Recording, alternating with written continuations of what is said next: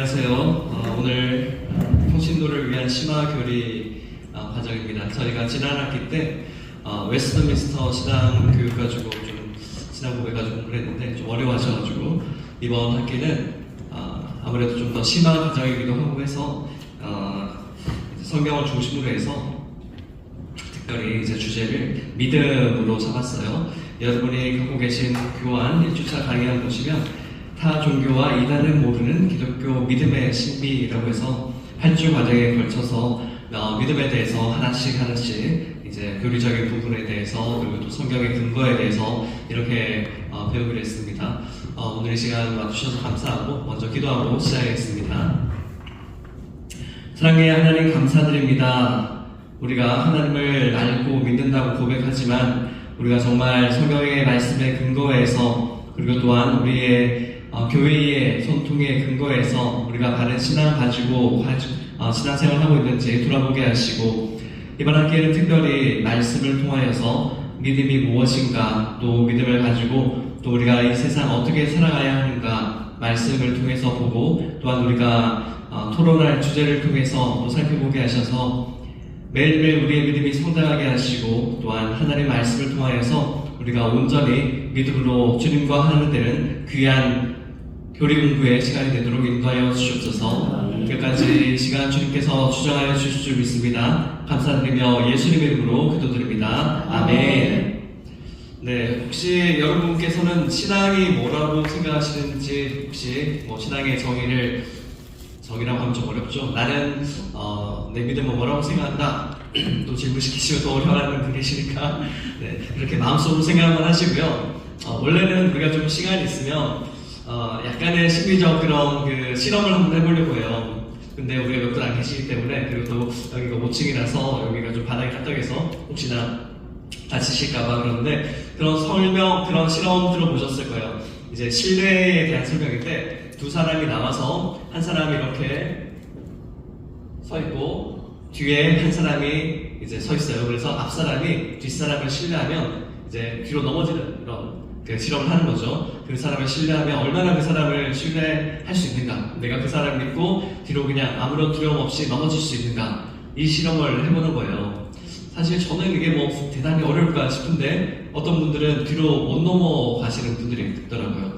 내가 혹시나 좀 다치면 어떡하나? 아니면 뒤에 사람이 좀 비리비리해 보이는데 나를 다치려다가 그 사람이 넘어지면 어떡하나? 이런 여러 가지 그런 생각들을 하시더라고요. 그래서 원래는 두 분을 다 모셔서 한번 해보세요 이렇게 하고 싶은데 우리는 이제 다들 신앙이 있으신 또 연륜이 있으신 분들이기 때문에 이런 이제 믿음과 관련해서 사람과 사람과의 그런 신뢰의 관계라고 하는 것도 믿음의 범주에 들어간다 이렇게 좀 생각을 해보시고 우리가 믿음을 예전에는 그냥 하나님을 아는 것 또 내가 성경 지식에 대해서 또 배우고 그것을 믿는 것 이렇게 좀 지식적으로 동의하는 것 이런 식으로 많이 생각했는데 오늘 이 시간 우리가 나눌 내용은 하나님과 우리의 관계 그리고 우리 사이에서 관계 여기서 우리는 하나님을 믿는 예수를 믿는 그리스도인들이라고 하는 그런 존재로서 관계에 대해서 좀 집중을 해보려고 해요. 그래서 교환을 바로 넘어갈게요. 1주차 강의안을 보시면 주제를 보시면 신앙의 본질이라고 되어 있습니다. 신앙의 본질, 신앙, 이제 믿는 게 신앙이죠. 믿을 신자니까 믿고 바라는 것의 본질, 네, 그것이 무엇인가, 네, 이렇게 옆으로 발을 걷고 그것은 바로 하나님이 주도권을 가지신 믿음이다. 이게 오늘 우리가 배워볼 주제예요. 하나님이 주도권을 가지신 믿음.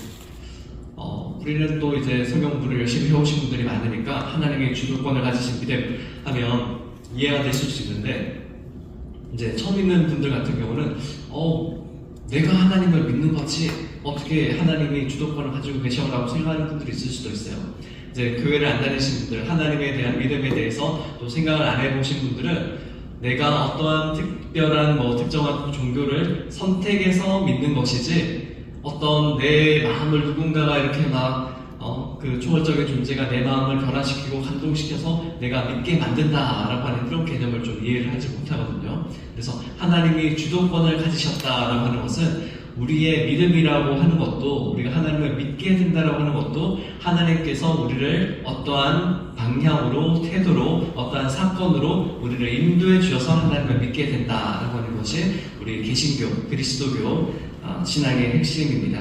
그래서 이제 핵심 메시지를 한번 요거를 같이 읽어볼게요. 기독교 신앙부터 시작. 기독교 신앙은 인간이 결단해서 만들어내는 것이 아니라 하나님이 시작하시고 완성하시는 관계적 신뢰이다. 네, 우리가 또 믿음으로 또 이런 것도 아멘이라고 표현할 수 있겠죠.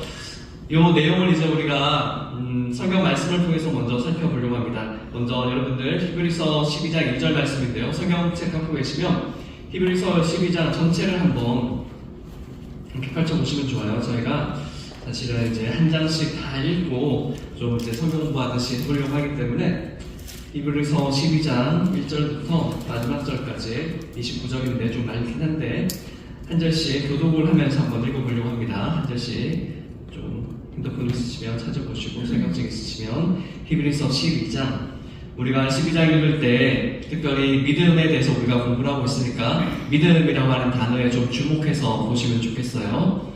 네, 일단은 히브리서 12장 2절 교환에 나와 있는 괄호하는 당연히 뭐겠죠? 답은? 믿음. 네, 믿음입니다. 네, 그 다음 세 절 다 괄호하는 믿음인데요. 한번 12장 1절 제가 먼저 읽어드리겠습니다. 이러므로 우리에게 구름같이 둘러싼 허다한 증인들이 있으니 모든 무거운 것과 얽매이기 쉬운 죄를 벗어버리고 인내로써 우리 앞에 당한 경주를 하며 믿음의 주역도 온전하게 하시는 이 예수를 바라보자. 그는 그 앞에 있는 기쁨을 위하여 십자가를 참사 부끄러움을 개의치 아니하시더니 하나님 보좌 우편에 앉으셨느니라. 너희가 피곤하여 낙심하지 않기 위하여 죄인들이 이같이 자기에게 거역한 일을 참으신 일을 생각하라. 너희가 죄와 싸우되 아직 피 흘리기까지는 대항하지 아니하고 또 아들들에게 권하는 것 같이 너희에게 분별하신 말씀도 잊었도다. 일렀으되 내 아들아 주의 징계하심을 경히 여기지 말며 그에게 꾸지람을 받을 때에 낙심하지 말라. 주께서 그 사랑하시는 자를 징계하시고 그가 받아들이시는 아들마다 책임지시게 하셨으니 너희가 참음은 징계를 받기 위함이라. 하나님이 아들과 같이 너희를 대우하시나니 어찌 아버지가 징계하지 않는 아들이 있으리요? 징계는 다 받는 것이거늘 너희에게 없으면 사생자요 신을 하려느니라. 또 우리 육신의 아버지가 우리를 징계하여도 공경하였거든 하물며 모든 영의 아버지께 더 복종하며 살려하지 않겠느냐. 그들은 잠시 자기 뜻대로 우리를 징계하려니와 오직 하나님은 우리의 유익을 위하여 그의 거룩하심에 참여하게 하시느니라. 무릇 징계가 당시에는 즐거워 보이지 않고 슬퍼 보이나 후에 그로 말미암아 연단 받은 자들은 의와 평강의 열매를 맺느니라. 그러므로 피곤한 손과 연약한 무릎을 일으켜 세우고 너희 발을 위하여 포등기를 만들어 저는 다리로 하여금 어그러지지 않고 고침을 받게 하라. 모든 사람과 더불어 화평함과 거룩함을 따르라. 이것이 없이는 아무도 주를 보지 못하리라. 너희는 하나님의 은혜에 이르지 못하는 자가 없도록 하고 또 쓴뿌리가 나서 괴롭게 하여 많은 사람이 이로 말미암아 더럽게 되지 않게 하며 음행하는 자와 혹 한 그릇 음식을 위하여 장자의 명분을 파내서 같이 얼망된 자가 없도록 살피라. 너희가 아는 바와 같이 그가 그 후에 축복을 이어가느려고 눈물을 흘리며 구하되 버림받으여 회개할 기회를 얻지 못하였느니라. 너희는 만질 수 있고 불이 붙은 산과 침침함과 화병과 고통과 나팔 소리와 말하는 소리가 있는 곳에 있는 것이 아니라 그 소리를 듣는 자들은 더 말씀하지 아니하시기를 구하였으니 이는 짐승이라도 그 산에 들어가면 돌로 침을 당하리라 하신 명령을 늘 견디지 못함이라. 그 보이는 바가 이렇든 무섭기로 모세도 이르되 내가 심히 두렵고 떨린다 하였느니라. 그러나 너희가 이른 곳은 시온산과 살아계신 하나님의 도성이 하늘의 예루살렘과 천만 천사와 하늘에 기록된 장자들의 모임과 교회와 만민의 심판자이신 하나님과 및 온전하게 된 의인의 영들과 새 언약의 중보자이신 예수와 및 아벨의 피보다 더 나은 것을 말하는 뿌리뿐이라. 너희는 삼가 말씀하신 이를 거역하지 말라. 땅에서 경고하신 이를 거역한 그들이 피하지 못하였거든 하물며 하늘로부터 경고하신 이를 배반하는 우리일까 보냐. 그때에는 그 소리가 땅을 진동하였거니와 이제는 약속하여 이르시되 내가 또 한 번 땅만 아니라 하늘도 진동하리라 하셨느니라. 이 또 한 번이라 하시면 진동하지 아니하는 것을 영존하게 하기 위하여 진동할 것들 곧 만드신 것들이 변동될 것을 나타내십니다. 그러므로 우리가 흔들리지 않는 나라를 받았은즉 은혜를 받자. 이로 말미암아 경건함과 의로움으로 하나님을 기쁘시게 섬기지니 우리 하나님은 소멸하는 불이십니다. 아멘. 네, 우리가 봤던 내용은 2절의 내용인데 뒤에 이제 쭉 이어지는 내용을 보면 이스라엘의 역사와 관련해서 믿음에 대해서 이야기를 하고 있습니다.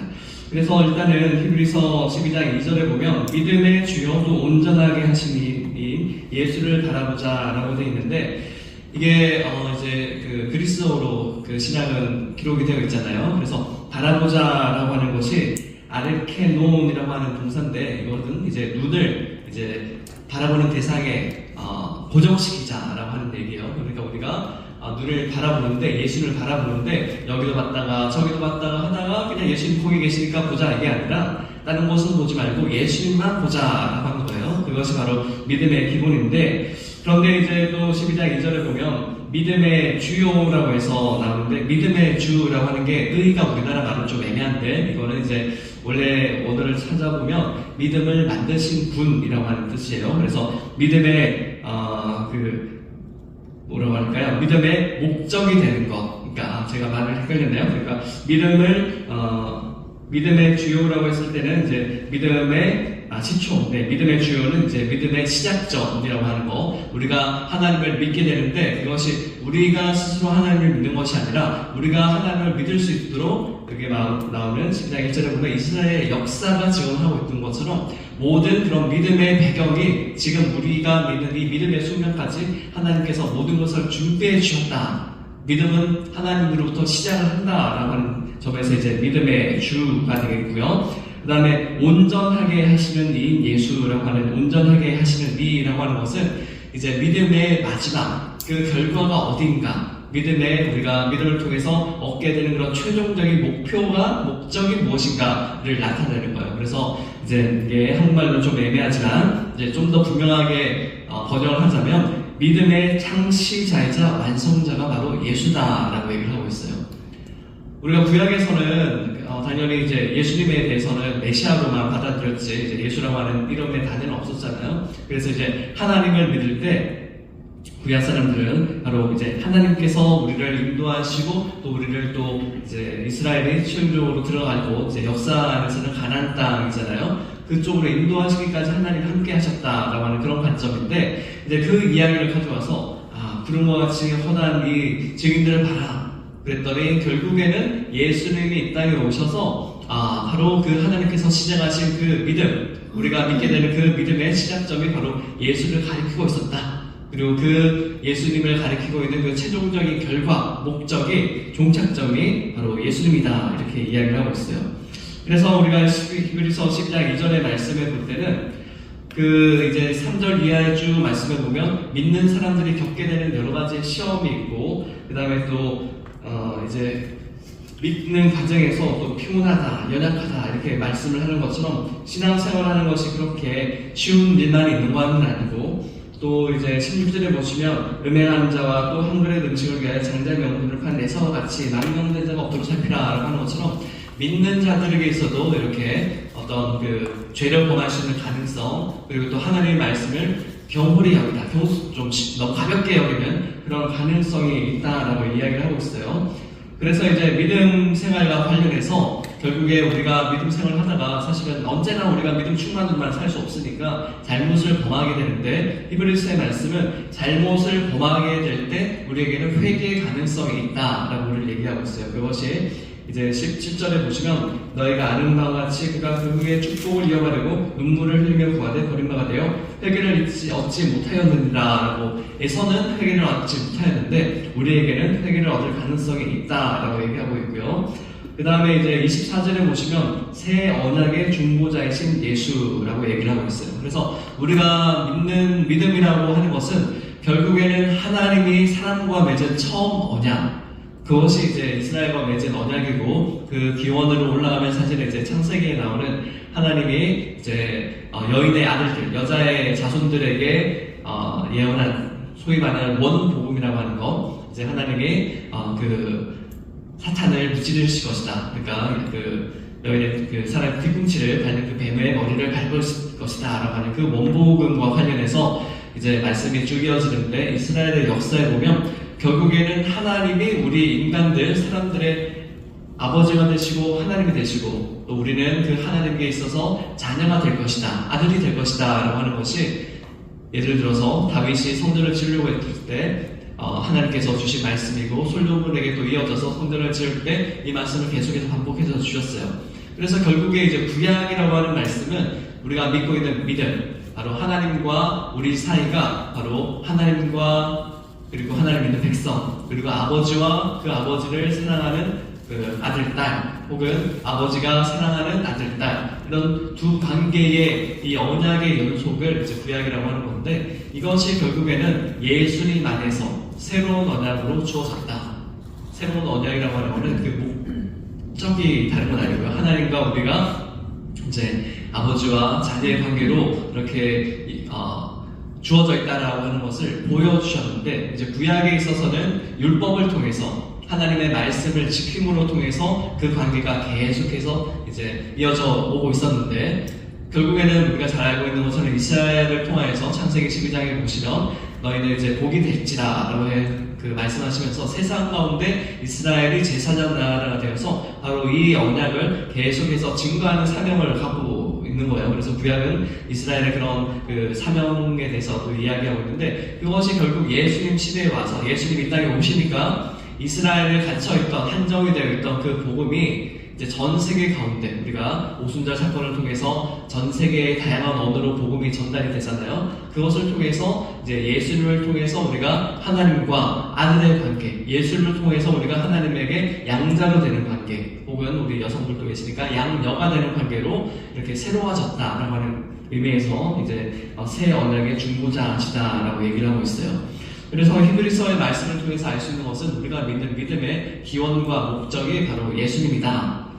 그러면 우리는 무엇을 믿는가? 바로 예수를 통해서 하나님의 언약을 믿는 것이 우리의 신앙의 본질이다 라고 이렇게 아시면 좋겠어요. 그래서 우리가 오늘 성경 공부의 오늘 교리 공부의 핵심, 이게 첫 번째 반복이 됩니다. 우리의 신앙의 본질은 하나님께서 우리의 믿음을 창조하셨고 완성하셨는데, 그것이 가장 구체적으로 더 분명하게 드러나게 하신 분이 바로 예수님이시고, 우리가 그 예수님을 통해서 하나님의 언약을 우리가 믿고 성취하는 것, 그것이 우리가 지키고 또한 따라야 할 믿음이다 라고 하는 것이고요.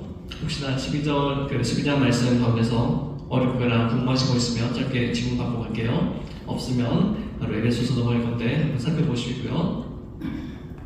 이상 제가 에베소서 넘어가서 살펴보겠습니다. 일단 우리가 이제 성경 공부도 같이 하고 있으니까 성경의 그 어려운 단어나 표현 같은 거, 한국말도 이제 또 옛날 표현이니까 좀 이해하기 어려운 거 질문하시면 좋겠고요. 혹시 질문 있으세요? 네. 신앙하고 믿음하고 같은 단어죠.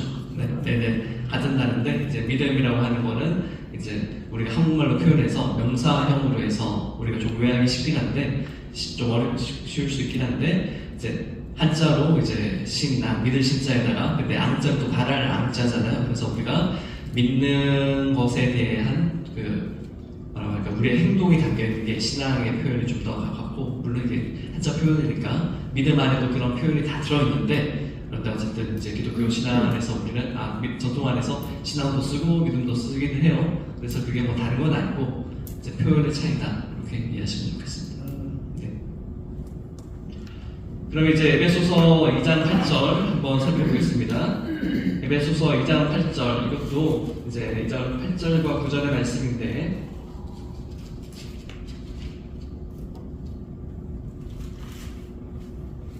오늘은 2장 8절과 9절, 우리가 시간이 좀 지나가네요. 이거부터 이 두 절만 보시겠습니다. 성경 보시고 2장 8절부터 한 목소리로 2장 8절 9절 읽어볼게요. 시작.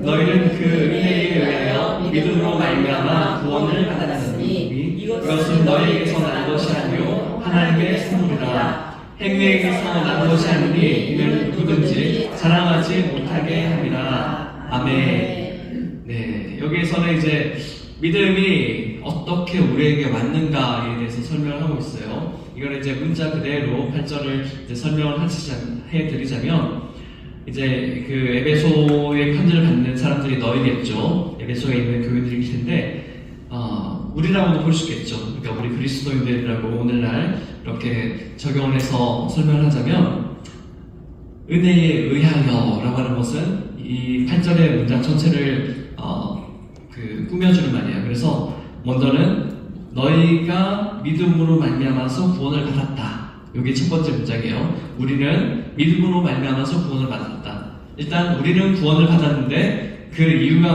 뭔가 하면 이유라기보다는 그 방법, 그 근거가 뭔가 하면 우리의 믿음이다 라고 하는 거예요. 일단은 여기에서는 1차적으로. 그런데 우리가 믿음으로 구원을 받았다 이 문장인데 그것을 꾸미는 것이 그 은혜에 의하여예요.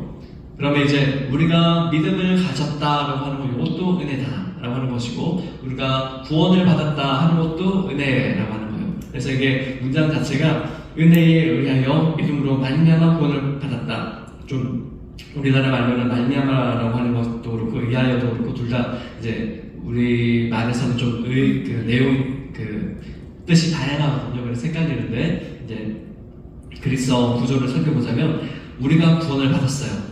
근데 구원을 받은 것은 하나님의 은혜예요. 왜냐하면 우리 스스로 우리 자신을 구원할 수 없으니까.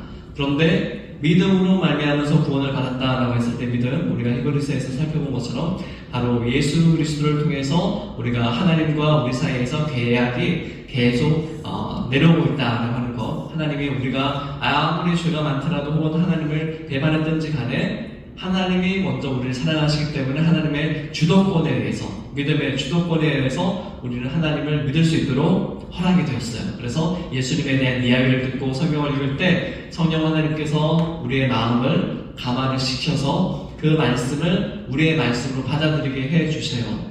그것이 이제 기독교 신앙이 말하는 믿음이에요. 우리가 지식으로 이것을 읽을 수 있지만 그것이 나의 사건으로, 내 구원의 사건으로 받아들여지지 않으면 그거는 믿음이 아니잖아요. 그냥 지식으로만 알고 있는 거고, 예를 들어서 그 기독교 신앙이 없는 종교학자라든지 이제 일반인들이 성경을 읽는데 내용적으로는 이해가 돼요. 제가 말씀드린 것처럼 이 문장 열심히 공부하면 그래, 그리스도인들이라고 하는 사람들은 하나님에 대해서 그 은혜 때문에 구원을 받는 존재구나. 근데 그 사람들이 하나님의 은혜를 줘서 믿음이라고 하는 것을 가질 수 있는 능력이 생겼구나. 원래는 사람이란 하나님에 대해서 믿을 수 없는 존재들인데 하나님에 대해서 알게 되었구나. 여기까지 다 알 수 있어요. 그런데 그건 그리스도인들 얘기고 나는 별로. 이렇게 되면 거기에는 이제 하나님의 은혜와 하나님의 그 믿음의 주권이 이제 작용을 하지 않는 거죠. 그래서 에베소서 2장 8절의 말씀에서 얘기할 때 믿음이라고 하는 것은 또 하나 더 이제 구원을 받게 되는 그런 과정에 있어서 하나님의 주도권에 대해서 얘기를 하는데 그 주도권이 바로 은혜라고 하는 거예요. 은혜라고 하는 단어는 어떻게 이해를 하실지 모르겠어요. 은혜를 받다라고 했을 때 교회 안에서는 은혜가 감동을 받다라고 하는 그런 단어와 좀 비슷하게 사용되기도 해요. 그래서 설교 끝나고 나서 목사님들한테 오늘 설교 말씀 은혜로 왔습니다 이렇게 또 얘기를 하는데, 그런데 이제 그런 차원에서의 감동, 단순한 그런 것을 말하는 것이 아니고 말 그대로 은혜라고 하는 것은 받을 수 없는 존재가 받은 선물을 얘기해요. 그래서 하나님이 우리에게 아무 자격이 없는데 우리에게 좋은 것을 주시는 것, 그것이 은혜예요. 그래서 당연히 믿음도 우리에게 주시는 하나님이 주시는 가장 좋은 것 중에 하나겠죠. 그래서 은혜로 말미암아라고 하는 것은 우리가 하나님을 알 수 있는 그런 능력이 없는데 우리에게 그 하나님을 알 수 있는 능력을 바로 믿음이라고 하는 것으로 주셨다라고 하는 것이 바로 은혜고요. 그리고 우리가 구원을 받을 수 있는 아무 자격이 없는데, 우리가 창세기의 이야기도 그렇고 우리 삶을 돌아봐도 그렇고 한마디로 객관적인 인간의 역사도 죄의 역사고, 우리 삶을 바라봤을 때도 우리가 태어나서부터 착하게 살아온 분들이 계시겠죠. 그런데 일단 하나님을 알지 못하는 그 상태 자체가 우리를 만들어주신 창조자를 알지 못하는 거니까 우리가 이거는 또 우리가 또 동방이 지구이다 보니까 유교의 관점에서 보더라도 우리를 태어나게 해주신 부모님, 영적인 부모님 그리고 근원적인 부모님이죠. 그걸 알지 못하면 그건 불효예요. 그러니까 윤리적으로도 죄를 지은 거죠. 그런 관점에서 우리는 하나님을 알지 못하는 존재일 때 우리는 죄인이라고 할 수 있어요. 근데 이 죄인이라고 깨닫게 되는 것도 사실은 하나님 우리에게 구원받는 데를 알려주셔야지 내가 구원받기 전에는 죄인이었구나 이렇게 깨닫게 되는 거기도 해서 이거는 이제 나중에 또 죄에 대해서 얘기할 때 말씀드리겠지만 이렇게 말씀드리게 이제 우리 기독교 신앙의 그런 교리적인 부분이라 말씀을 드렸고요. 그래서 이제 9절에 보시면 바로 믿음이라고 하는 것은 하나님의 선물이라고 말씀하시면서 9절에 보시면 행위에서 난 것이 아니다 라고 얘기를 하고 있어요. 여기서 행위는 당연히 그 근거는 율법이에요. 이제 에베소서를 사도 바울이 썼기 때문에 하나님에 대한 신앙을 이제 이스라엘 사람들은 다는 아니지만 이제 하나님을 신앙적으로 믿지 않고 그 이후에 그 문법적으로 그 구약의 내용을 그냥 글자적으로 받아들인 사람들이 그 구약의 말씀에 담겨있는 하나님의 뜻, 하나님의 사랑을 찾지를 못하고 그냥 그 행동만 따르면 하나님의 율법을 다 지키는 거다. 그래서 그것을 통해서 나는 구원받을 수 있다라고 생각하는 사람들이 이제 바로 우리가 개신교 입장에서 그리스도교 입장에서 비판하는 유대인들의 신앙인 거거든요. 그런데 우리가 아는 것처럼 사실 뭐 모세도 그렇고 그다음에 또 그 이후에 나오는 예수님의 제자들도 그렇고 다 유대인이었죠. 그래서 유대인들이 신앙을 가질 수 없는 존재는 아니에요.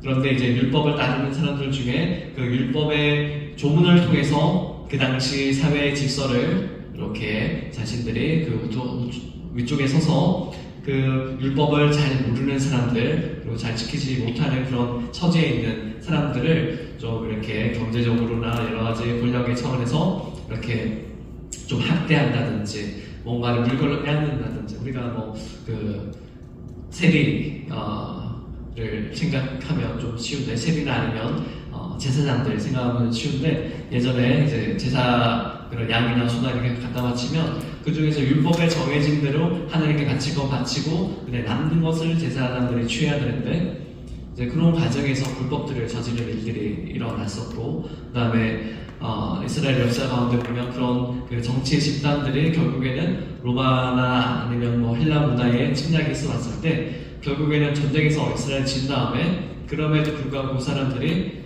로마의 식민지 아니면 헬라의 식민지 하에서 요즘 말로 하면 우리 경험을 역사적 경험을 통해서 얘기를 하자면 친일파와 같은 일들을 했어요. 그러면서 주장하는 바가 이렇게 하는 게 하나님의 법을 따르는 거야, 율법을 따르는 거야 라고 하면서 그런 일들을 했다는 거죠. 그래서 사도 바울은 그거를 비판하는 거예요. 그래서 그런 행위, 성경에 나와 있는 그 행위라고 하는 게 뭐 제사를 드린다든지 아니면 땅을 분배할 때 어떻게 한다든지 아니면 정결 예식을 한다든지 뭐 그런 이제 그 유대교에 있는 수많은 그런 율법들 그리고 사람들이 만들어낸 성경에서 파생된 많은 그런 법들이 있을 거 아니에요. 그런 것을 따르는 것을 통해서는 구원을 받는 것이 아니다라고 얘기를 하고 있어요. 그래서 오늘 우리가 믿음과 관련해서 또 하나 볼 것은 믿음이라고 하는 것은 그런 율법을 따를 때 구약의 그런 조문들을 따를 때 우리가 얻게 되는 것이 아니라 하나님의 은혜로 믿음을 우리에게 주셨다라고 하는 것이고요. 근데 그건 또 하나 신약에 있어서도 우리가 똑같이 생각해 볼 수도 있어요. 우리가 그리스도인이지만 신약의 이 성경을 가지고 유대인들처럼 똑같이 이것은 성경에 나온 거니까 봐봐 여자들은 교회에서 잠잠하라 그랬잖아. 그래서 여자들은 교회에서 말씀하지 마시고 그다음에 또 가톨릭처럼 물론 가톨릭은 뭐 또 다른 전통이 있지만 이제 성경에 나오면서 머리에 못 쓰고 예배드리라 하는 것도 안 지키면 그거는 성경의 그 조문에 맞지 않는 거 아니냐 이렇게 얘기하는 분도 있으시고 또 다른 걸로 또 가지고는 이제 앞에서 설교하는 사람도 말을 하는 거니까 이제 여성은 교회에서 잠잠하라 그랬으니까 여자는 교회에서 잠잠하라 그랬으니까 여자들이 목회자가 되면 안 된다라고 하는 주장하는 교단들도 우리나라에 여전히 있다는 거죠. 그런 것처럼 신약 성경을 가지고도 동일하게 율법처럼 지키게 되면 그것은 믿음으로 하나님을 믿는 것이 아니라 믿음을 통해서 하나님을 알고 깨닫는 것이 아니라 바로 신약 성경도 그냥 율법처럼 사용을 하는 거예요. 그러니까 그것을 이제 사도 바울은 경계를 하고 있는 거기 때문에 바로 반복해서 말씀드리지만 믿음이라고 하는 것은 바로 하나님의 은혜에서 난 것이다. 그리고 그것은 하나님이 선물로 주신 것이지 우리가 뭔가를 노력하려고 해서 받는 게 아니다 라고 하는 거고요. 근데 이제 초신자들이 왔을 때는 우리가 이런 거 개념도 어렵고 하니까 열심히 기도해봐라, 열심히 예배 참여해봐라 하면서 행위를 얘기를 하긴 해요. 근데 그 행위라고 하는 것이 우리가 어떤 일을 내서 의를 쌓는 것, 뭔가 하나님께 뭐 자랑할 수 있게 저 이만큼 했으니까 저한테 하나님 알게 해주셔야 되지 않나요? 라고 하는 그런 차원이 아니고 우리가 이제 기독교의 전통안으로 그 하나님을 알려고 하는 그런 그 예배의 몸이라든지 신앙의 그런 행동이라든지 그런 것을 하게 되면 우리가 일단은 문자로 적혀있는 성경이니까 그 배경에 대해서 이해하게 되고 그런 것이 동반이 돼서 하나님께서 우리가 이 말씀을 깨닫게 해주시고 그렇게 할 때 우리가 믿음이 생긴다라고 하는 것이고요. 그것과 관련해서 또 로마서 10장 17절 말씀 한번 살펴볼게요. 로마서 10장 17절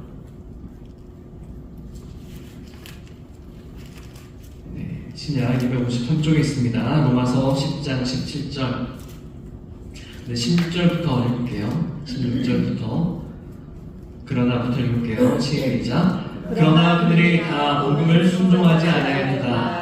이사야가 이르되 주여 우리가 전한 것을 누가 믿었나이까 하였으니 그러므로 믿음은 들음에서 나며 들음은 그리스도의 말씀으로 말미암았느니라. 아멘.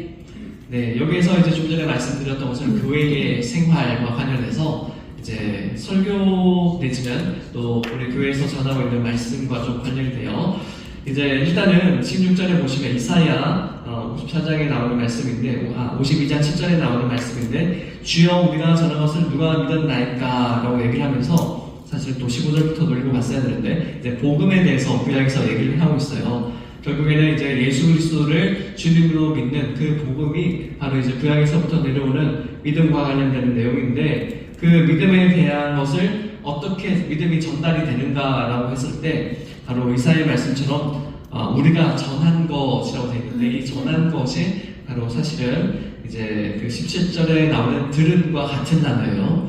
그러니까 우리가 전한 것은 우리가 말을 했는데 말을 하는 것이 듣는 사람들에게 들려졌다 이런 개념이거든요. 그래서 말한 것이 전달되었다. 영어로 말하면 메시지라고 할 수 있죠. 그 메시지가 전한 것인데 17절의 말씀에서 믿음이라고 하는 것이 바로 그 들음, 그 메시지에서부터 난다라고 해요. 그래서 믿음은 들음에서 나며라고 하는데 여기서 이제 들음에서가 더 중요한데 이제 믿음이 발생을 하게 되는데 믿음이 존재하게 되는데 그것은 믿음이 듣는 것이 기원이 돼서 그 하나님의 하신 일들, 기이한 일들, 구약의 말을 하면 이제 우리가 전하는 것 그리고 또 15절의 말씀에 보면 아름답도다 좋은 소식을 전하는 자들이라고 해서 바로 하나님이 이스라엘을 구원하셨다 그리고 예수님이 우리를 구원하셨다로 요약될 수 있는 그 복음을 전달했는데 그 전달하는 메시지에서부터 우리의 믿음이 생긴다라고 하는 거예요. 우리가 바로 이 복음을 들을 때 우리는 믿음을 갖게 된다라고 하는 것이 이제 에서예요. 여기서 들음에서 나며인데 그런데 이제 그 다음에 나오는 들음은 그리스도의 말씀으로 말미암았느니라 하는데 또 이것도 말미암다라고 얘기를 하는데 여기서 이제 듣는 것이라고 하는 것은 이제 복음이라고 말씀을 드렸잖아요. 안쪽에 나오는 복음 혹은 메시지라고 말씀을 드렸는데 그 복음이라고 하는 것, 우리가 듣게 되는 것이 결국에는 하나님이 인간에게 말씀을 하신 그 사건. 그리고 또 다른 말로 하면 구약에서는 주님이라고 불렀는데 이제 신약에서는 그 주님이 바로 예수님이라고 하는 거죠. 그래서 다시 말씀을 드리자 이 문장은 무엇인가 하면 구약의 관점에서 보면 하나님이 이스라엘 백성을 구원하시는 행동을 하셨어요. 그런데 그 행동하신 것을 말씀으로 예언도 하셨고 또 선지자들을 통해서 내가 이스라엘을 구원하실 거다 이렇게 말씀을 하셨다는 거죠. 그런데 이제 시작에 와서는 예수님이 그 말씀을 하셨어요. 나는 이 땅에 성경을 가려온 것이 아니라 모든 병자를 고치러 왔다, 구원하러 왔다 라고 얘기를 하셨잖아요. 그래서 그 말씀을 듣고 또 예수님이 하나님은 어떠한 분이시다 라고 얘기를 하면서 하나님께 이런 기도를 해라 라고 우리에게 주기도문으로도 말씀을 해주셨고 이런 바로 모든 예수의 말씀이 바로 이제 전하는 사람에 의해서 바로 저와 같은 설교자에 의해서 말씀이 전달이 되면 그것이 메시지가 되는 거예요. 그것이 바로 들음이에요. 그래서 그 메시지를 통해서 우리가 믿음이 생긴다라고 하는 거죠. 그러니까 이제 목사님들이 설교하는 것이 그냥 자기 얘기하는 것이 아니라 예수님께서 말씀하신 그 성경에 있는 내용들, 그것을 잘 듣고 그 다음에 또 듣는다고 하는 것에는 또 기도하면서 성령님께서 우리에게 이해되지 못하는 성경의 부분들을 이해되게 해주시는 그 단계까지 다 포함을 해요. 그래서 그런 과정을 거쳐서 만들어낸 설교의 메시지가 결국에는 그것을 듣는 여러분에게 전달이 될 때, 성도들에게 전달이 될 때 하나님께서 그 말씀의 메시지 안에서 직접 여러분의 마음을 여시도록 역사를 하셔서 여러분에게 이 설교의 말씀을 통해서 이제 여러분의 믿음에 생기게 해주신다라고 하는 거죠. 그것이 바로 17절의 말씀이 이야기하고 있는 거예요. 믿음은 들음에서 나며, 이거를 다시 말씀드리자면 믿음은 설교를 들을 때 난다. 혹은 믿음은 성경 말씀을 읽고 들을 때 난다. 그런데 그 성경 말씀이라고 하는 것은 바로 예수님의 말씀이다. 성경 말씀이라고 하는 것은 구약에 있어서는 하나님의 말씀이다 라고 하는 거고요. 그다음에 또 하나 더 나아갈 것은, 알아야 하실 것은 이제 여기서 말씀이라고 하는 것이 우리가 지난 부모세계 때 목사님 말씀하셨는데 레마라고 해요. 레마라고 하는 말씀인데 이 말씀은 그냥 우리가 이렇게 언어로 말하는 것도 당연히 포함하는데 그 언어 안에 행동의 능력이 담겨 있는 거예요. 좀 어렵게 말씀드렸지만 쉽게 말씀드리자면 하나님이 태초에 말씀을 하셨잖아요. 근데 그 말씀의 결과는 이 세상이 창조가 된 거죠. 그래서 신의 말은 곧 실현이 돼요. 그렇기 때문에 예수의 말씀도 그냥 말에서 끝나는 것이 아니고 말이 말씀으로 실천이 되고 실현이 돼요. 그런 차원에서 바로 예수 그리스도의 말씀에서부터 우리는 복음을 듣게 되고 그 복음이라고 하는 것은 결국 하나님께서, 예수님께서 그 말씀을 듣는 사람에게 마음을 열도록, 믿음을 가지도록 해주시거나 약속하셨으니까 그렇게 해주시는 거고, 그 다음에 구약에서, 신약에서 말씀하신 믿는 자에게 일어날 그런 많은 그런 일들, 복받는 것부터 시작해서 병고침 받고 또 더 나아가서 하나님의, 예수님의 사명자가 되고 소명자가 되어서 하나님께서 기뻐하시는 일, 예수님께서 기뻐하시는 일을 하게 되는 것도 역시 바로 하나님의 말씀에서부터 시작을 한다. 그리고 그 말씀을 들을 때 우리는 그 말씀을 실천할 수 있는 하나님의 그런 역사하심, 역사도 좀 어렵게 표현하죠. 하나님의 행동하심 가운데 우리가 동참하게 된다라고 하는 차원이에요. 그래서 우리가 성경의 맥락을 통해서 살펴본 믿음이라고 하는 것은요, 바로 하나님이나 예수님의 말씀에서부터 시작을 해요. 그래서 믿음의 그 창조자, 믿음의 창신자가 바로 예수님, 하나님이시다라고 하는 것이고요. 그리고 그 믿음이라고 하는 것은 우리가 어떤 행동을 통해서 얻게 되는 것이 아니라 바로 하나님의 그런 은혜에 의해서, 하나님이 거저 베풀어 주시는 하나님의 그런 사랑의 마음에서 비롯된 것이 바로 우리가 믿음을 얻게 되는 하나님의 은혜라고 하는 것이고요. 그 다음에 믿음이라고 하는 것은 또 믿음의 그 결국에는 목표라고 하는 것은 우리의 구원이다라고 우리가 계속 말씀하고 있고요.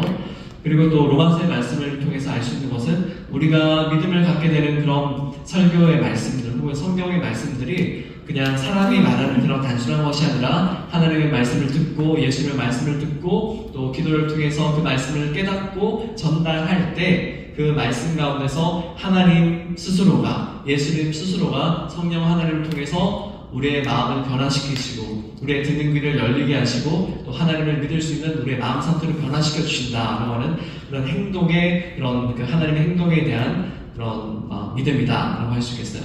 그래서 우리가 믿음을 단순하게 명사로 설명하는 것이 아니라 믿음이라고 하는 것은 바로 하나님과 사람 사이의 관계에서 일어나는 일이다라고 하는 것을 우리가 성경의 세 구절의 말씀을 통해서 살펴보았고요. 그래서 이제 교환 보시면 믿음은 인간의 노력이나 열심으로 생긴 것이 아니라 하나님의 말씀을 들을 때 성령이 심어주신 선물이다라고 이야기를 하고 있고요. 그래서 이제 성경에서 믿음이라고 하는 것은 단순하게 지적으로 내가 이걸 읽고 깨달았으니까 거기에 동의합니다가 아니라 바로 하나님과 나의 관계를 이 말씀을 통해서 깨닫고 제가 하나님을 신뢰합니다 라고 하나님께 우리의 삶을 맡기는 것을 의미해요. 왜냐하면 하나님께서 우리를 먼저 믿어주셨고 하나님께서 우리를 구원해 주시기로 그렇게 약속을 하신 그 약속을 신실하게, 이것도 믿을 신자죠, 신실하게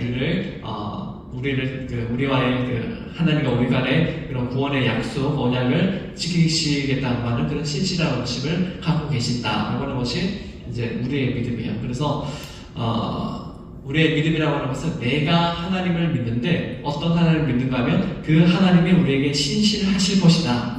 약속하신 것은 다 지켜주실 것이다. 그것을 믿는 믿음이에요. 그래서 믿음은 내가 어떤 것을 믿는다가 아니라 하나님이 저기 있어요. 멀리 있는데 내가 저 하나님에 대해서 하나님을 막 파악을 해가지고 하나님은 사랑이고 하나님은 자비고 이렇기 때문에 나는 하나님을 믿어가 아니라 하나님은 그런 분이신 건 맞는데 그런 하나님이 나에게 계획을 갖고 계시다.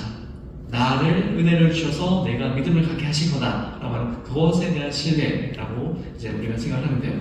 그래서 이제 교리적인 차원에서 또 얘기를 하자면 우리가 교리 시간이니까 초대교회의 교구였던 아우구스티누스 혹은 성 어거스틴이라고 불리는 분이 이렇게 말씀하셨어요. 이거는 내용이 없어서 제가 읽어드릴게요.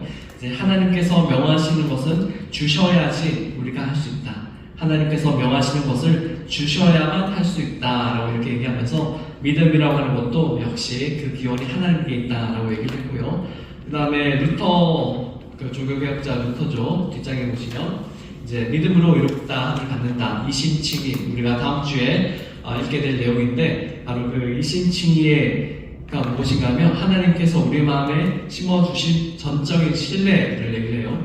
우리가 하나님께서 믿음을 주실 때, 전적인 믿음을 주실 때 하나님은 우리에게 우리를 의롭다 하신다라고 하는 건데 이거는 이제 아브라함이 이삭을 바치는 그 사건에서 우리가 이해를 할 수 있어요. 아브라함이 이삭을 바칠 때 사실은 하나밖에 없는 아들이고 하나님이 인간을 구원하시겠다고 하는 그 언약을 지키는 그런 그 유일한 희망이거든요. 하나님이 그 이삭을 통해서 이제 자손을 낳게 해서 결국에는 이스라엘이 세상에 복을 전하는 그런 존재로 제사장 나라가 되겠다라는 하는 약속을 주셨는데 그런데 하나님 갑자기 아브라함의 믿음을 뭐라고 할까요? 시험에 보시겠다고 이삭을 바치라고 하세요. 그런데 아브라함은 그 아들 이삭을 바치러 3일 이제 모리아 땅으로 걸어갈 때 계속 생각을 했는데 결국에 생각의 결과는 뭔가 하면 하나님께서 이 이삭을 바친다고 한다면 하나님의 언약을 다시 지키시기 위해서 자신에게 이 이삭을 다시 살리실 것이다, 부활시켜 주실 것이다 라고 생각한다는 것이 바로 히브리서가 전하고 있는 아브라함의 마음이에요. 그래서 바로 그 아브라함이 그의 마음에 바로 하나님을 신뢰하는 마음이 있었기 때문에 이삭을 바칠 수 있었고 그 믿음은 바로 부활신앙이라고 하는 거죠. 그래서 우리의 믿음은 단순하게 하나님이 어떤 분이세요에 그치는 것이 아니라 바로 예수를 통해서 부활신앙을 가짐을 통해서 우리가 하나님을 신뢰할 수 있다라고 하는 거죠. 왜냐하면 부활의 반대는 죽음이잖아요. 그런데 인간을 두렵게 하는 모든 것이 사실은 이제 죄의 문제고 죽음의 문제고 그다음 그 모든 악이 사실은 인간의 죽음에 대한 두려움 때문에 생겨난 것들이고 그래서 그 모든 것을 하나님께서 제어해 주시겠다, 이기게 해주시겠다라고 하는 약속이 바로 부활신앙이거든요. 그것이 우리의 또 믿음의 핵심이다 볼 수 있겠고 또 칼빈 같은 경우도 빨갱이라고도 부르는데 성령님께서 우리 안에서 성경을 풀어주시지 않으면 성경을 이해할 수 없다라고 그런 믿음을 가질 수 없다라고 강조를 했고요. 그래서 이제 다른 많은 이단들이 있습니다. 구원파 이단 사실은 가장 믿음을 강조를 해요. 혹시 구원파 만나보셨는지 모르겠는데 묻는 질문 우리에게 뜨끔한데 몇 월 몇 시에 너 구원받았니? 너가 구원받았어요. 그 구원의 감격이 큰데 왜 그날 몇 날 몇 시를 기억 못해? 라고 질문을 해요. 사실은 우리 한국 개신교 신앙이 약간 구원파적인 신앙의 요소들이 있어요. 구원을 강조하니까. 그리고 내가 믿는 구원을 강조를 해요. 그러니까 네가 언제 믿느냐를 질문을 해요. 그런데 오늘 배운 믿음에 대해서 말씀을 드리자면 내가 언제 믿는 것이 아니라 하나님이 나를 태초 전부터 이 세상을 창조하기 전부터 예수님을 우리에게 주심으로 말미암아서 우리가 하나님을 믿게 만들어 주실 거다라고 약속해 주셨다는 바로 하나님에 대한 믿음, 하나님이 우리에게 가르친 신실함, 이것이 성경 이야기는 믿음이에요. 그래서 구원파가 말하는 믿음은 반쪽짜리 믿음이에요. 우리에게 구원을 주셨기 때문에 거기에 대해서 감사함으로 하나님을 믿는 거지 내가 몇 날 몇 시에 내가 구원받은 거 나는 확실히 믿기 때문에 나는 주와 안 갈 거야 이렇게 말하는 믿음은 반쪽짜리 믿음이라는 거예요. 내가 아무리 확신해도 하나님이 그 사람 구원하지 않으면 구원받지 못해요. 내가 아무리 두려워하고 의심이 많아도 하나님이 그럼에도 불구하고 구원해 주시겠다고 약속하시기 때문에 믿음이 연약하다고 생각하지만 하나님은 구원해 주세요. 그 이야기가 신약에 보면 이제 그 예수님이 변화산에서 내려오셨을 때 이제 그 간질병 걸린 혹은 귀신 들린 그런 아들에 대한 그 이야기가 있어요. 이것도 제가 설교 시간에 말씀을 드렸는데 그 아버지가 이렇게 얘기해요. 예수님이 어찌하면 너가 이렇게 믿음이 없니? 이렇게 얘기를 했을 때 예수님 제가 믿겠습니다. 내가 믿나이다. 그런데 그 뒤에 이어져서 믿음 없는 나를 도우소서라고 얘기를 해요. 그것처럼 믿음이라고 하는 것은 내가 믿겠다라고 결정을 하지만 그 믿음을 완성해 주신 분은 하나님, 그 믿음의 실초는 하나님이라고 하는 사실이에요. 그것이 오늘 핵심이고요. 그래서 이제 구원파 이단이든지 신천지 같은 경우도 지식적인 믿음을 얘기해요. 진짜 그 성경의 지식, 이제 이만희가 이제 소위 말하는 재림한 성령이다라고 하는 그런 지식을 깨닫는 사람만 구원받을 수 있다라고 얘기해요. 왜냐하면 우리 개신교는 그런 가짜 믿음은 믿지 않는데 자기네는 그것이 마치 비밀한 자기네들만 가진 믿음이라고 얘기를 하면서 그걸 주장해요. 이런 믿음은 없다라고 하는 것이에요. 왜냐하면 여기에는 하나님이 우리를 구원해 주실 거다라고 하는 그런 신뢰라든지 하나님과 우리의 관계성이 없어요. 그냥 종교적인 그런 그 이단의 뭐라고 하죠? 종파의 지도자들에 대한 일방적인 복종이 있는 거죠. 그래서 성경이 이야기하고 있는 그런 지식도 다르고 그런 차원에서 이슬람의 믿음도 그래요. 이슬람 사람도 엄청 믿음이 좋아요.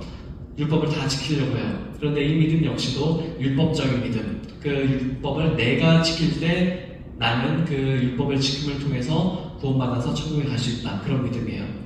하나님은 무서운 하나님, 이스라엘 사람들에게는. 그런데 기독교의 하나님은 그렇지 않아. 율법을 우리에게 주셨지만 그 속에는 하나님과 우리 사람이 그런 신뢰의 관계를 회복하는 것이 하나님의 표야라고 하는 것을 우리에게 알려주세요. 그래서 이게 타종교의 차이점이고, 그다음에 불교에서도 역시 이제 믿음이라고 하는 것이 있어요. 제가 이걸 어떻게 읽어야 될지 모르겠는데 스라다라고 하는 건지 모르겠는데 이제 불교에서 믿음이라고 하는데 그것이 이제 자신의 업보에 대한 깨달음을 이제 믿음이라고 불교에서도 얘기를 해요. 그런데 그것이 이제 그런 그 자신의 그런 업보가 있다, 자신이 그렇게 중생하는 존재다라고 하는 것을 알게 되고 믿게 되면 거기에서부터 내가 가진 것을 다 내려놔야지라고 하는 그런 깨달음으로 나간다라고 얘기를 해요. 여기에서도 이제 불교의 믿음에 있어서는 세상을 창조하신 하나님과 우리 사람의 관계에 대한 그런 신뢰의 관계는 없어요. 내가 뭔가를 내려놓고 내가 뭔가를 해야지 결국에는 나는 그런 죄라든지 이런 죽음의 문제로부터 해결을 받을 수 있어 라고 하는 거죠. 네, 그런 차원에서 이제 하나님의 은혜와 상관이 없는 그런 이제 불교적인 신앙을 이야기를 했어요. 그래서 타 종교나 이단은 우리가 가지고 있는 이런 참 믿음이 무엇인지 알지 못해요. 그래서 그것이 우리가 예수 그리스도를 기독교 신앙을 유일한 믿음이다, 신앙이다 라고 주장할 수 있는 바기도 하고요. 그리고 이제 신학에 있어서도 여러 가지 얘기를 하긴 하는데 결국엔 핵심은 이제 너무 어려우니까 내용은 제가 썩지 않죠. 이제 한 3명 정도가 있는데 이제 믿음이라고 하는 것이 하나님에 대해서 궁극적인 관심을 가지는 거다라고 하는 이제 필리라고 하는 독일의 신학자가 있는데 여기에서도 이제 궁극적인 관심이라고 하는 것이 모든 문제의 궁극적, 최종적인 그 문제 해결자는 이제 하나님밖에 없다라고 하기 때문에 하나님께 절대적으로 의존을 하는 삶을 살아가는 것을 이야기를 해요. 그것이 믿음이다라고 얘기를 해요. 근데 여기에서도 이제 틸리 같은 경우는 절대적인 의존인데 그 의존을 하게 해주시는 하나님의 주권에 대해서는 얘기를 좀 덜 했어요, 이분은. 그래서 이분이 자유주의 신학이다, 요즘에는 그렇게 불리기도 하는데 그래서 이분은 그냥 맛배기로 이렇게 좀 넘어가고요. 그래서 신학이라는 것은 내가 어떻게 하나님을 아무리 절대적으로 의존을 하더라도 하나님이 나에게 어떤 분이신지에 대한 관계에 대한 그런 사랑의 관계 이것이 없으면 그거는 이제 기독교가 말하는 본질적인 신앙은 아닌 거라는 말씀을 제가 드리면서 마무리를 하겠습니다. 우리가 시간이 별로 없어서 토론 질문하는 거는 이제 한번 생각해 보세요. 믿음은 나의 선택인가 하나님의 선물인가? 우리가 이미 답은 드렸어요. 믿음은 내 선택이 아니라 하나님 주신 선물이다 라고 했는데 그것을 한번 깊이 생각해 보세요. 정말 내가 갖고 있는 믿음이라고 하는 것이 하나님께서 주신 선물인가, 어떤 의미에서 그런가, 여러분의 신앙을 한번 지난 삶을 한번 돌이켜 보시면서 생각해 보시고, 그 다음에 두 번째, 내가 믿음이 약할 때도 구원을 받을 수 있는가? 여기서 믿음이 약할 때라고 하는 정의가 중요한데, 요즘에 이제 어린 자녀들 보면 이제 성경에서 우리가 그 이야기할 때 우주를 하나님 창조하셨다라고 하는데, 이제 초등학교 고학년이나 중학생만 돼도 학교에서는 진화론을 가르치기 때문에 그것도 일종의 과학적인 이론 중에 하나인데, 일단은 이제 어린 아이들이니까 이제 선생님의 권위에 대해서 걱정을 하면서 교회에서 가르치는 거랑 학교에서 가르치는 게 다르구나라고 하면서 이제 좀 믿음이 약하실 수 있죠. 난 좀 아닌 것 같은데 이렇게 생각할 수 있잖아요. 그리고 또 2000년 전에 예수님이 살아가셨다고 하는데 과연 그럴까? 왜냐하면 옛날 이야기 책들을 막 지어내는 이야기들이 많으니까 헛된 신화가 많잖아요. 예를 들어서 우리나라도 태초에 당구 신화 같은 경우도 어떻게 곰이 사람이 돼? 부터 시작해가지고 여러 가지 그런 생각을 할 수 있는데, 그런 동일한 신화에 대한 관점을 성경에 가져와서 생각할 수도 있다는 거죠. 그렇기 때문에 그런 믿음이 약해지는데, 그럼에도 불구하고 아예 믿음이 없는 것이 아니라 나는 하나님께 사랑받는 존재야 라고 하는 거, 그리고 하나님이 나를 사랑해 주신다라고 하는 거에 대해서 조금이라도 확신을 가진다면, 믿음을 가진다면, 내가 성경의 그런 문장 자체 아니면 사건들에 대해서는 과연 그런 일이 일어났을까? 우리 충분히 의심해 볼 수 있잖아요. 충분히 의심스럽기도 하고. 그럼에도 불구하고 하나님은 구원해 주신다 라고 하는 것이 예수님의 복음이에요. 구약에 나왔다는 거 문자적으로 다 우리가 그대로 정말 그렇게 일어났을 것이 믿지 않더라도, 왜냐하면 구약이라고 하는 우리 성경도 그렇고 신약도 그렇고 기본적으로 6000년 전부터 한 2000년 전까지 오랜 세월 동안 우리와 다른 문화권, 우리와 다른 그런 문학 양식을 가지고 작성을 했기 때문에 현대의 역사책을 기록하는 것처럼 객관적인 사실의 중심이 아니라, 핵심이 아니라 하나님이 우리에게 어떤 분이신가를 보여주기 위해서 그들이 경험한 것을 이렇게 다양한 문학 양식을 통해서 작성한 거거든요. 그래서 우리가 문자적으로 똑같이 해서 이해는 하지 못하지만, 왜냐하면 이제 몇천 년 전에 일어났던 일대로 우리가 어떻게 그걸 그대로 이해를 하겠어요. 우리가 조선시대 글만 하더라도 그거 문화를 모르면 이해를 제대로 못하는데, 그래서 그런 관점에서 이제 우리가 모르는 것을, 우리 후임 목사님 늘 얘기하는 거지만, 의심스럽고 모르는 걸 천국 가서 물어보면 돼요. 그런 것은 이제 모르지만 나는 그것이 믿음이 적다라고 생각하지 마시고, 우리는 성경에 대해서 완전히 파악하지 못한다 정도로 이해를 하시면 좋겠어요. 그래서 내 믿음이 약한 것이 아니라 내 믿음은 하나님에 대한 신뢰, 욕만 있으면 믿음은 강한 거예요. 그래서 그런 차원에서 믿음이 약할 때도 구원받을 수 있는 한번 생각해 보시고요. 그 다음에 마지막으로 여러분이 또 나중에 목장 모임 하실 때나 혹시나 깊은 신앙적인 얘기를 하실 수 있으면 하나님께서 내 삶에서 먼저 다가오신 경험, 구원에 대한 그리고 믿음에 대한 경험들 나눠보시면, 또 이 밖으로 또 믿음에 대해서 이렇게 시인을 해야, 예수님에 대해서 시인을 해야 또 우리 믿음이 더 강해지거든요. 그래서 그렇게 한번 해보시면 또 믿음에 대해서 조금 더 깊이 이해하고, 또 그 과정에서 하나님이 역사하셔서 여러분의 믿음을 더 깊게, 하나님과 더 깊은 관계 안으로 인도를 해주실 것입니다. 시간이 많이 갔는데 오늘 제가 기도하고 마칠게요. 사랑의 하나님, 감사드립니다. 오늘 믿음에 대해서, 신앙의 본질에 대해서 배웠습니다. 아버지 하나님, 우리가 먼저 믿는 것이 아니라 하나님께서 우리를 먼저 믿어주셨고, 또 구원해 주시겠다고 그 약속 주셨고, 또 우리가 성경 말씀 듣고 또 설교 듣는 그 모든 과정에 성령 하나님을 통하여서 우리에게 깨달음 주셔서 하나님을 신뢰할 수 있게 하시는 하나님의 선물로 믿음 주셨음을 배우게 하시니 감사드립니다. 우리가 배운 것 더욱더 깊이 연구하고, 또 성경 말씀을 읽을 때 깨달음 주셔서 우리가 더욱더 깊은 신앙 가진 그리스도인으로 하나님을 기쁘시게 하는 삶 살아갈 수 있도록 인도하여 주십시오. 오늘도 하나님께 영광 돌려드립니다. 하나님, 우리의 찬양을 받아 주시옵소서. 감사드리며 예수님 이름으로 기도드립니다. 아멘. 네, 감사합니다.